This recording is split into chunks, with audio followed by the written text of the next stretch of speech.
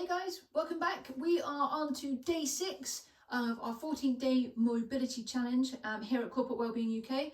It's great to have you along again. I hope you're really finding some good little bits that are helping increase your movement and helping you feel better with movement. So we're on day 2 of the press movement, so where we're bringing our arm behind our body, however that might be. And today we're going to finish off looking at that. I'm just going to do a couple of bits to kind of help kind of relax maybe our pec muscles and our chest muscles off, which can get shortened if we're rolling our shoulders forward. And we're also going to look at how we can get a little bit more movement through this top part where our thoracic spine meets our cervical spine, right at the base of the neck, so that we can get a bit more movement going on in there, which then helps with that. And also I want you to kind of look at making sure that your biceps as well, because they really come into play here as well. So if these have tightened up because we're sat at a desk a little bit more, then and that's shortened there, and then our shoulder rolls forward, they're not working as effectively as they can be. So we want to make sure that we can bring our shoulders back, that we can get this working on, and we can loosen all of this connective and this connective off as well. So I'm just going to show you a couple of 2 or 3 bits, and then we'll be moving on again with that. Okay, so I've got a ball here to start with. I'm just going to do this from this position, but you can do it and feel more comfortable laying down if you want.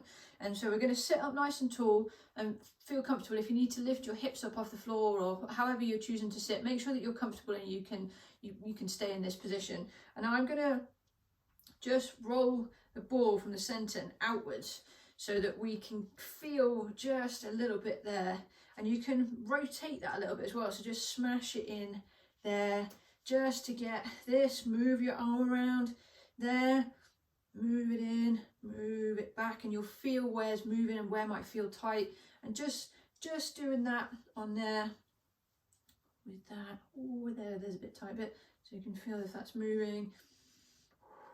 Twist it a little bit and just feel it. Feel what's there, and it feels like you want to do it. You can also put this in and come onto the floor and lie on top of it, but remember that'll put a lot more pressure in. So if you can manage the pressure a little bit more here, if you're rolling around into that, but start from the center and move it outwards towards your shoulder as you do that.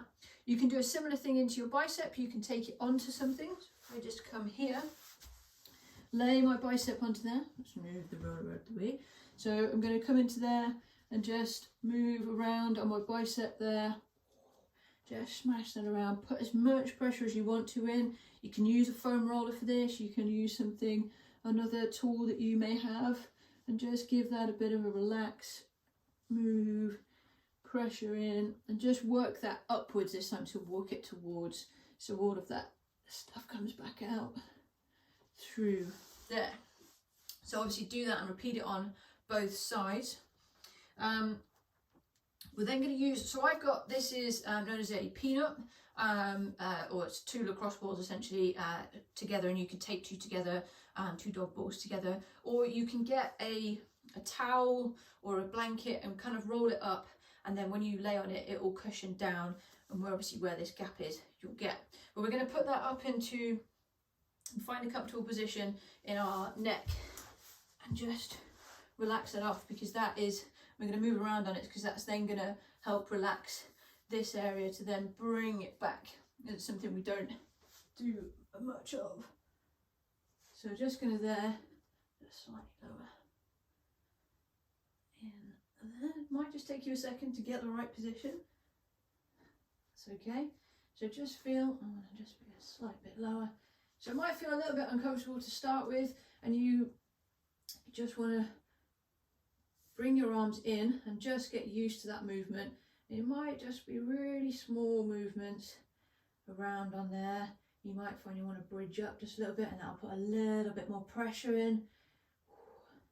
Just bridge it up, and I'm not going very far, and I can move my arms around. I can bring my arms back underneath me here, and I can just work that up slightly, and that's working that internal rotation again through the shoulders. So I want to make sure that then we're trying to get our shoulders to the floor as we do that, and we bridge up.